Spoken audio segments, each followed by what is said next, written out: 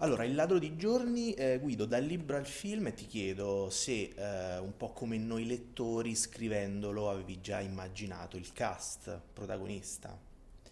In realtà devo fare una precisazione che libro e film sono nati praticamente in parallelo, quindi non si può dire che l'uno è tratto uno dall'altro.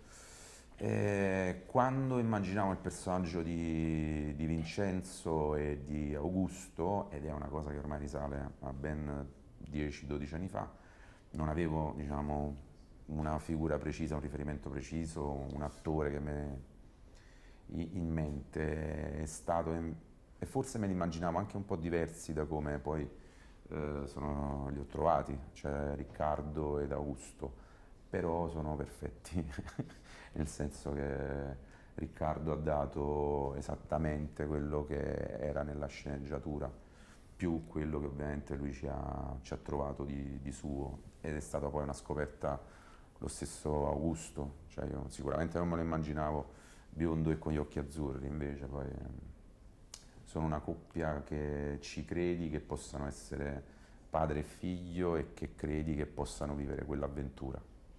Essenzialmente Il ladro di giorni è un road movie e come ogni viaggio, insomma, lascia poi alla fine qualcosa, delle sensazioni. Ecco, voi alla fine di questo percorso, o come ogni fine viaggio, ecco, cosa avete imparato? Io sono dimagrito 5 kg, 7 settimane di riprese.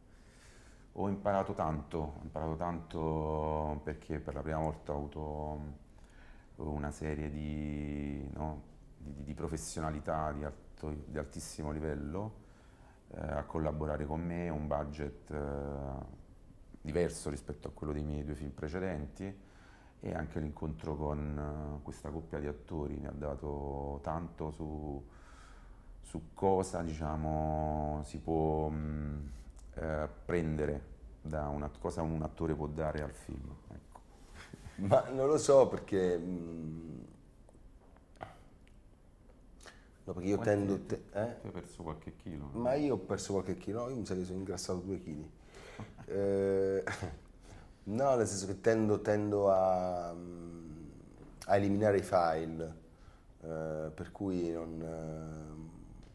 non lo so, beh, cosa mi ha lasciato, ma mi ha lasciato sicuramente, ecco, rivedendo il film, ma mi sono detto, beh, comunque alla fine dai, ne è valsa la pena aver fatto questo film. Ti sei piaciuto? No, mi è piaciuto il film, mi è piaciuto il film. Devo dire sì, mi sono anche piaciuto io come lavoro, sì, mi sembrava credibile, a tratti funzionasse tutto, il rapporto tra me e lui. Certo, siamo messi da retta un po' di più su alcune cose, vabbè, però questo adesso non riapriamo Dettagli. vecchi dissidi. No, no, a parte queste stupidaggini, no, però è stata un'avventura.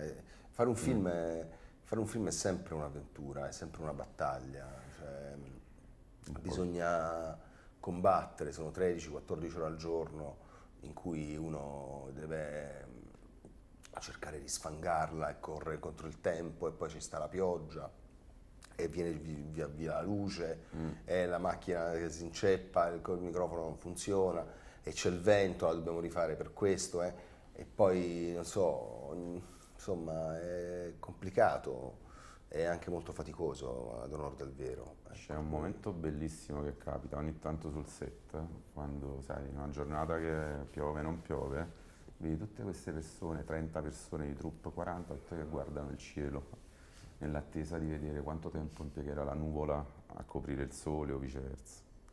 sì, devo È la poesia dire, del set. il Cilento mi ha regalato questo film. Mi ha fatto scoprire questa parte d'Italia che non conoscevo, e questa è una cosa che mi porto di questo film, proprio aver avuto l'opportunità di visitare un posto veramente incredibile. Marina di Camerota, dove siamo stati, è un posto straordinario. Io poi sono appassionato proprio di mare, per cui ho subito affittato una barca, me lo sono visto proprio dal mare. Poi lì è un fazzoletto di terra in cui tu sei praticamente, cioè 3 regioni, fai Campania, Basilicata e Calabria, cioè con un gommone in 2 ore sei a Praia a Mare, che è in Calabria, capisci? Cioè un 50 minuti sei a Maratea, posto veramente con un mare straordinario proprio, Qui adesso faccio lo spot al Cilento, però no, però davvero io non lo conoscevo e quindi questo devo dire grazie a questo film. Una Non cosa a, buona. non a te, perché io non Vabbè, il Cilento sono i luoghi della mia infanzia estiva. Una cosa buona. Vedi? vedi, è una cosa buona.